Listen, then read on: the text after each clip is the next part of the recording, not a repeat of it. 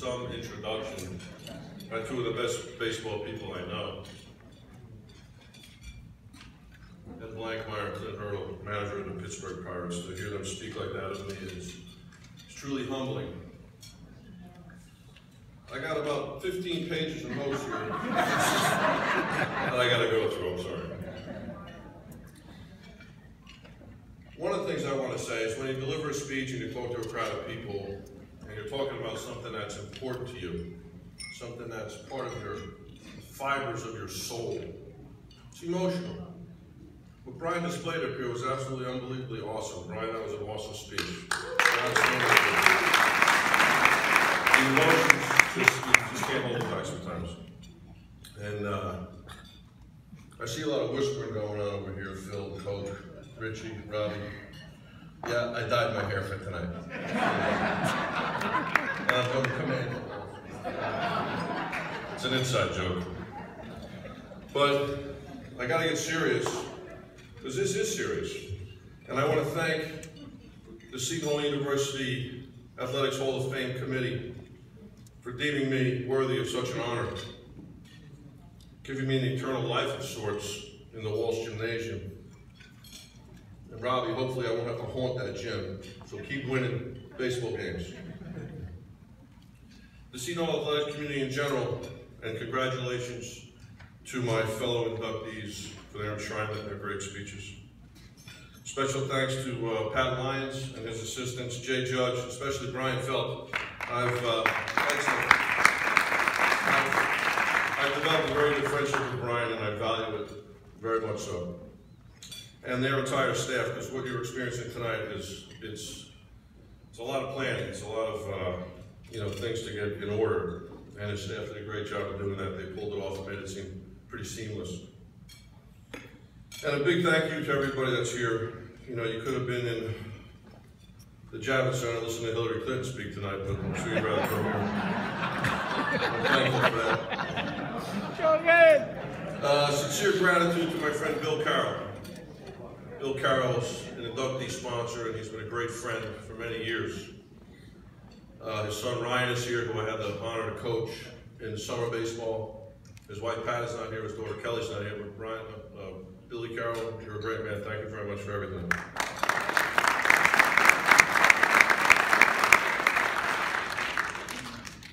I also have a long distance table right over here, table number 14, which happened to be my number when I played at Seton Hall. That's Beverly Diatillo, and her friends are here tonight. It's Rob Durston and Teddy and Artie and Susan, their friend, and Pete and Eric. And Pete and Eric are really interesting people. You know, someday maybe you get to know them. But they made the long trip from Maryland, and Beverly, I think, never really believed that I actually graduated college. And I've known Beverly for a long time. She's like, "You graduated college?" That's pretty much the face, too. Yeah, I graduated college. And I'm proud of that, and I'm proud of that Seton Hall diploma that hangs in my office. The first thing in the center of the wall. All the other awards go around that diploma and that work that Coach Sheff drove us to make sure we had. Tremendous thank you to Ed Blankmeyer.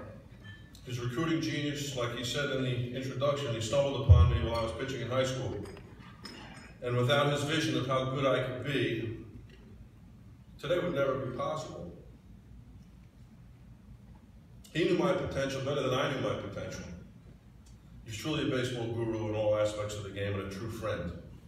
And I'm happy that he's not here because he's with his college team playing in a regional tournament with St. John's.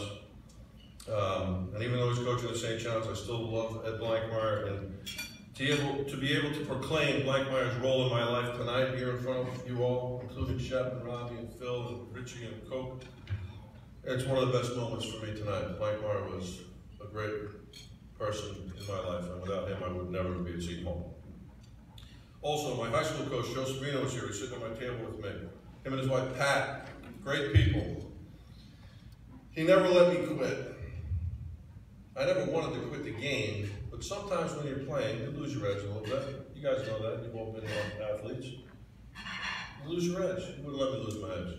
he kept on me, he kept on me. He knew the ability that I had. Once again, like Ed Blackmeyer, he knew more than I did about myself. So he demanded my best efforts for the Paramus High School baseball team, which eventually set the table for my successful career here at Seton Hall. Now, how can you possibly sum up 4 of the best years of your life in 5 minutes? We've got to amend that. 5 minutes is good. Debbie Hartnett did a great job. I think you were like 4 minutes, 38 seconds. You were practicing that. You were great. Well, I'm going to try to sum it up in 5 minutes, but I don't know if I can, but I'll try. I'll try my best. It's like I've always done. And here's where I got to get serious. For those that have worn the pirate blue, they've paved the way for those that will follow. The Seton Hall University baseball traditions are far and deep, built on a foundation of excellence, which is carried through from year to year, from generation to generation. Without that tradition, what do you really have? What does it really mean? When our turn came to carry on that tradition, we delivered. We delivered it beautifully. Just like today's Seton Hall baseball team is delivering greatness and carrying on the traditions that we've all laid for them to follow. Now here's a story. Seton Hall University is known as the Pirates. And here's something Pat Lyons didn't know. And I told you I was going to tell you that tonight, Pat. Seton Hall baseball is responsible for Seton Hall being called the Pirates. Many of you may know that, some of you may not. But back in 1931, Seton Hall baseball was playing a game against Holy Cross. And Holy Cross was the perennial champion. They were the guys,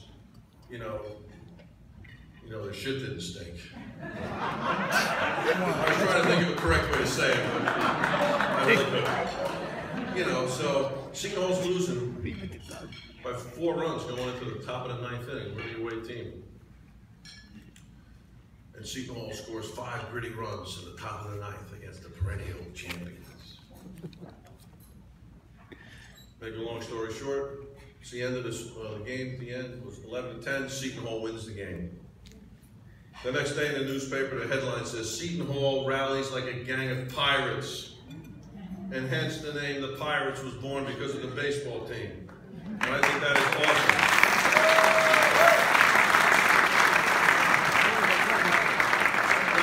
Here's something I stumbled upon when I was going to my mother's basement. This is a trophy. I'm going to read it to you.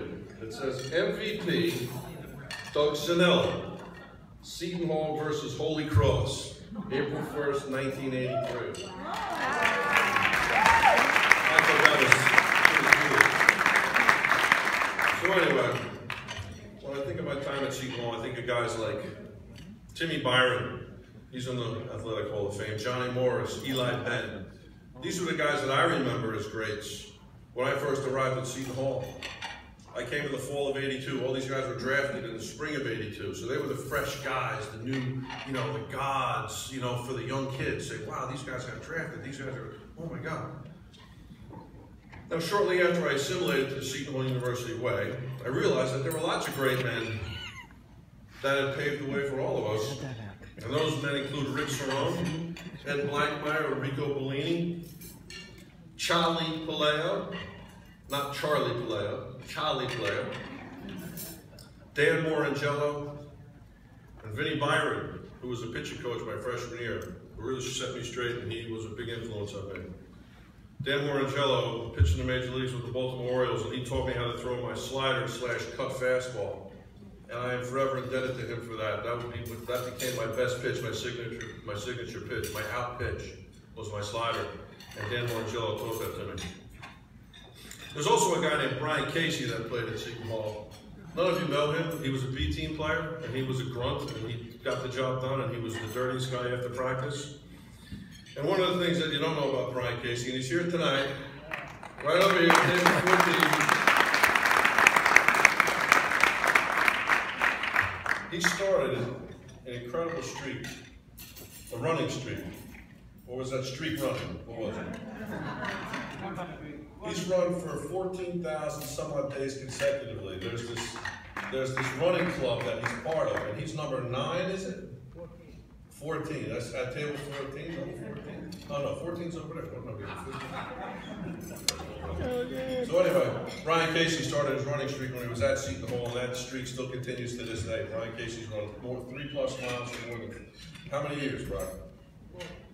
How many? 40 years of running 3+ miles a day, no days off. So he's another testament to what Seton Hall baseball does and the influence it has on people, and that's no joke. Now, all of my teammates and my coaches during my career at Seton Hall, they were like brothers to me. Not some of them, all of them, every one of them. And that's hard to find in this day and age. It's hard to find anywhere. We were brothers. Now there's 5 types of men. And earlier tonight, someone referenced Richie Regan, and they used the term, oh, he wasn't a whiner. Well, the 5 types of men are whiner, the why me guy, the whiner. Oh, why me? Then you have the worrier. He's fearful of everything. He's the what if guy. Then you have the waiter, right? He's indecisive. He's unsatisfied where he's at in life. He's waiting for a miracle. He's the guy buying lottery tickets. Then you have the wounded.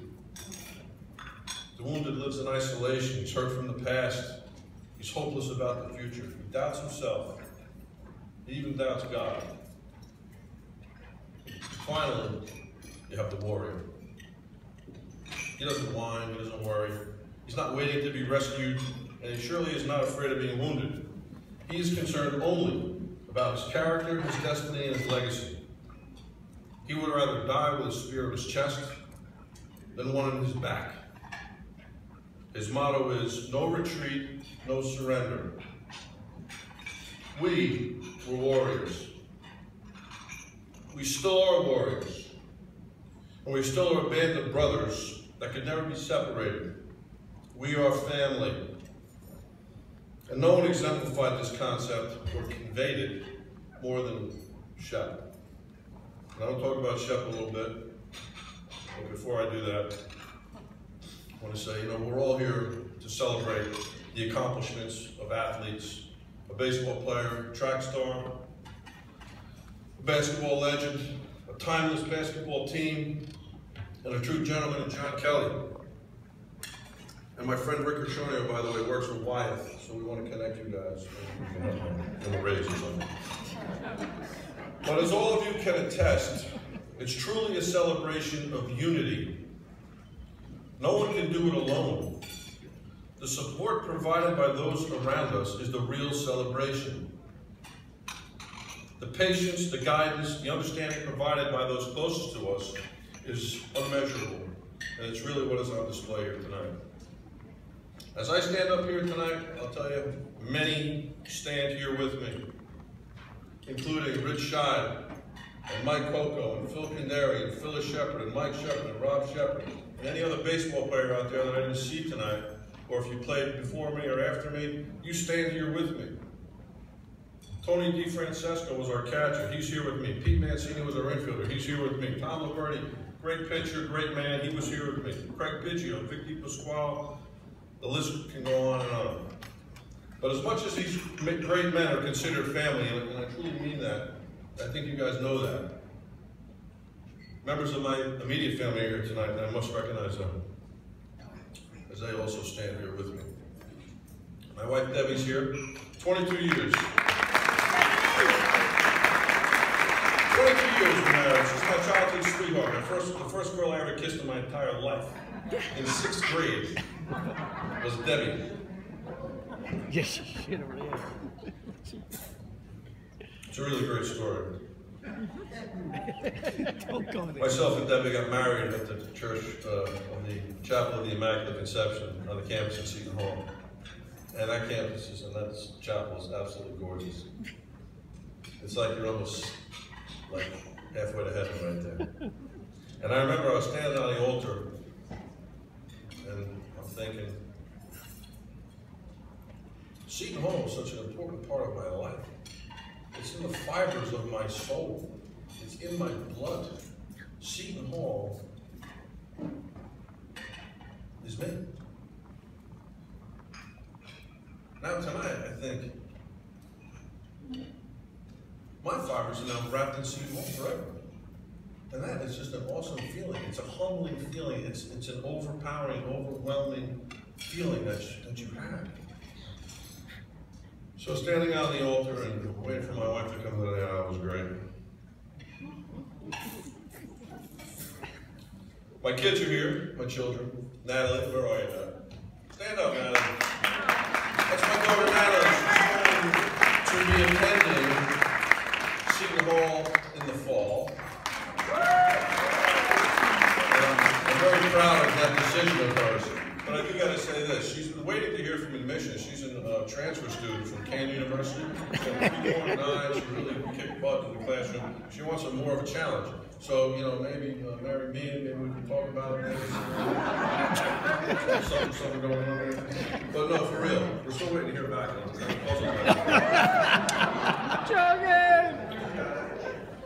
And I'm very proud of, like I said, of her decision to go to Seton Hall. My son Joe, Joe, stand up please. He's a left-handed pitcher, 16 years old. He's my son. I love him to death. He's a left-handed pitcher, and I know that he would graciously accept a scholarship to pitch here at Seton Hall. And I'm going to have his agent, Harry Hatch, give you a call.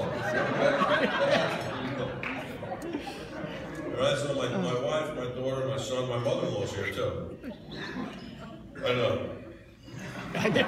But she is a great woman. Philomena, where are you? Can you stand up, please?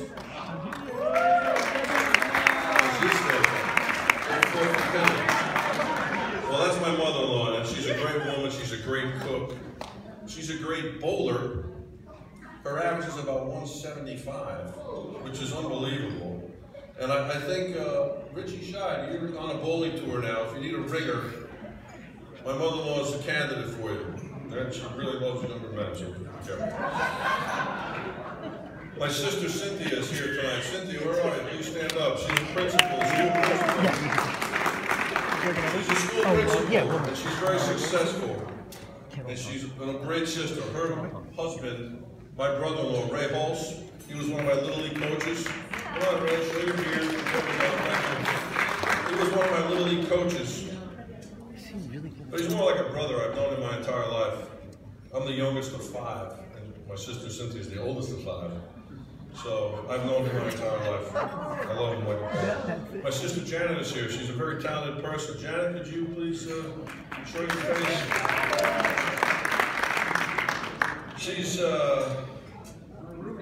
She's a great sister. Her love is very obvious. She's an incredible baker. She's an incredible mother.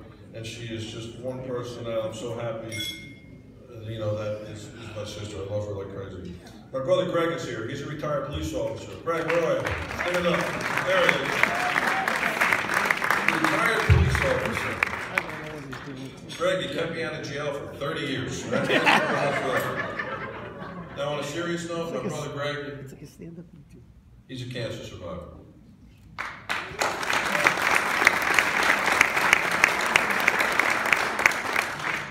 His son Gregory is here. He's my godson. And I'm extremely proud of him. Gregory, where are you? Stand up. He wore a special blue tie. All blue. Right? Outstanding. And he's my godson. I'm extremely proud of him. He does a great job. He works with us at our business. Now we have my mother. Come on, Ma, stand up. No. 93 years old, ladies and gentlemen. Well, she can get up. Don't let her fool you. She's 1 mile and 6 feet. Well, she's 93. She still drives and she still works. She's a librarian. She's been a librarian for over 50 years in Paramus, New Jersey, the longer tenured employee in the town. She's great. She's an amazing woman. She's provided a lot of strength for me and comfort throughout my lifetime. My brother Ron is not here. He's off in Italy celebrating his wedding anniversary and his wife's birthday. So he's not here, but I knew he would love to be here. He texted me earlier tonight. He's enjoying wine and Capri. Wine and Capri, Rum and Coke and Maplewood. All right, good for you it is. Now another key person that's not here is my dad. I left an open seat on my table for him. He passed away in 1997. He was a big part of my success. And he continues to be, as he guides me from heaven now, with his genius and his love. My father-in-law, Ed Diatillo, my wife's Debbie, her dad, is also missing from this evening as he passed away in April of 2016. And we all miss him dearly. He was a great man. Now, I told you I'd get back to Shep. It's your turn, Shep. And this isn't just Shep, it includes all 7 of them. My first teaching from Shep was, a man's word is his honor. A man's word is his honor. I'm getting recruited by a bunch of colleges to pitch. Fairleigh Dickinson tells me, oh, Doug, we can give you a good scholarship if you come to pitch at Fairleigh Dickinson University. And I say, oh, that's great. So I talk to Blackmeyer and Shep, and I say, oh, we'd like you to come, we can give you a couple $1,000. And I said, all right, it sounds good. I didn't really know much about college baseball at the time. It's not like it is now. You go on the internet, you can find anything out you want. So my grades weren't that great in high school, so I needed a little help. So I said to Shep, I said, Shep, if you can get me to Seton Hall, I will absolutely go to Seton Hall. Click. Hang on. A little while later, Coach from Fairleigh Dickinson calls. Coach Sprague, perhaps you remember him. And he says, Doug, we got a great deal for you. We're going to give you a full scholarship, and you'll be the #1 pitcher on our team. I said, wow, that sounds really great. I'm thinking, oh, that would be great. My dad, I can save him the money. I'd be all proud. It's like bringing something to the table. So I always take it. Kids are. Right, Joe? So Shep calls me back the next day. He says, kid, we got you in. I say, Shep, I got a call from Fairleigh Dickinson. They want to give me a full scholarship. He jumps. I'm not even done my sentence. What are you talking about? You said if I get you into Seton Hall. For those of you that don't know Shep, when he got excited, his voice went up a couple of octaves. Right? So what are you talking about, kid? You said if I got you into Seton Hall, you'd come to that school. A man's word is his honor. I'm sitting on the phone. I was like, all right, Shep, I'm coming to Seton Hall. Because he was right. Man's word is his honor. So that was my first lesson, even before I signed the dotted line and came to Seton Hall. Shep's already teaching me stuff. And needless to say, the decision to go to Seton Hall was a good choice. A friend of mine once said, you are who you are because of the decisions you make along the way. Now, the bond of our teams was a direct result of Mike and Phyllis Shepard and the examples they set as a family. The family would go everywhere, and the family was tight, and Shep and Phyllis were always close, talking and converting with one another and talking about whatever it is they're talking about, holding hands, and it was like, it was great. It was such a great example to be around. An extension of my own family. Now God says, your thoughts determine your feelings, and your feelings determine your actions. Well, knowing this virtue and conveying it to his players is something Shep fully understood. Be a good person, be a good student, be a good son, then, and only then, can you be a good baseball player. Those other things are missing, you got no shot.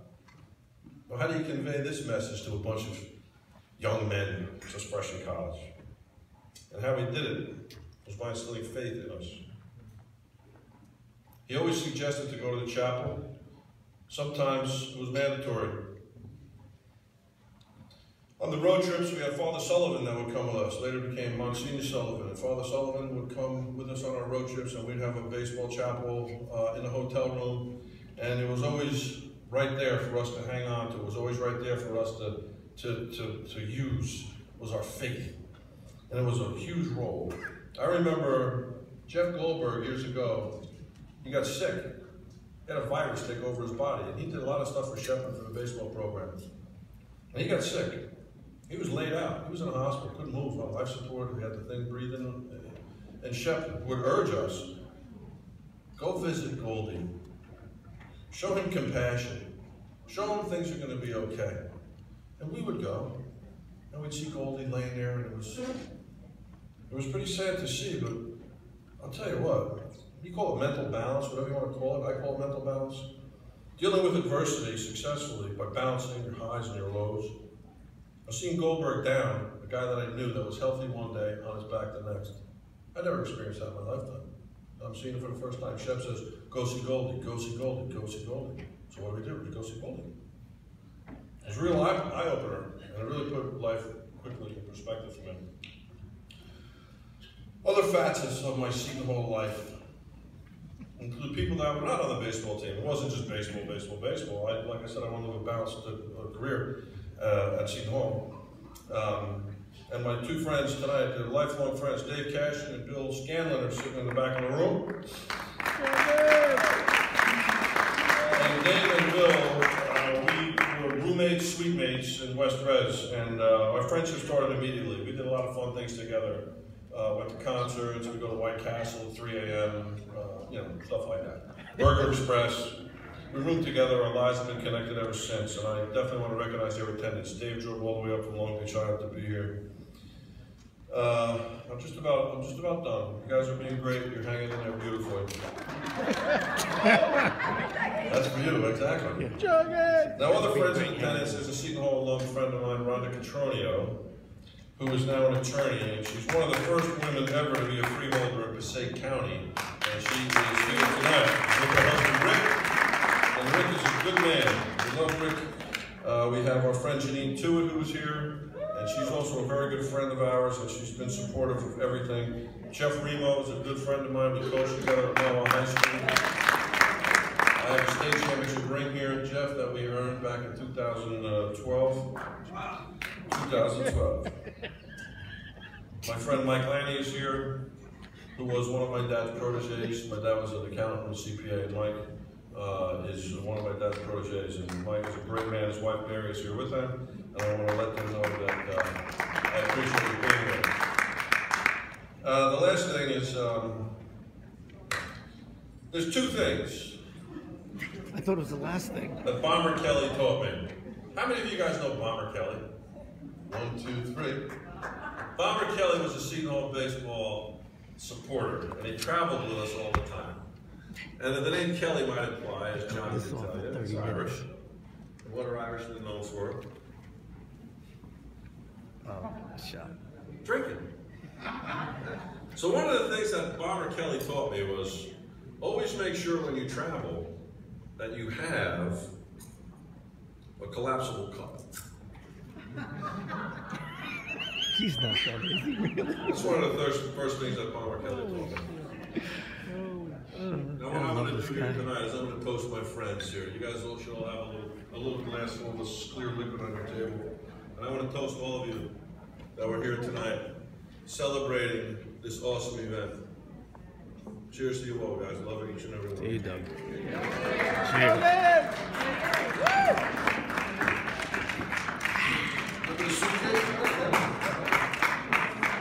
So Bomber Kelly is now remembered in the pregame prayers for the Seton Hall University baseball team. That was the first thing he taught me. Second thing he taught me, Coke, Richie, Robbie, Phil. Come on up here. Come on. Let's go. Let's go, gentlemen. Did I say they were warriors? Did I say that? Let me go down that list.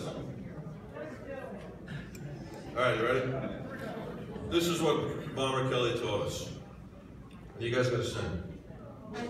Me, me, me, me, me, me, me. Everybody's gotta sing now. You're gonna know the song as soon as I start. Me, me, me, me, me. Show me the way to go home. I'm tired and I wanna go to bed. 'Cause I had a little drink about an hour ago and it went right to my head. Wherever I may roam, or land or sea or foam, you can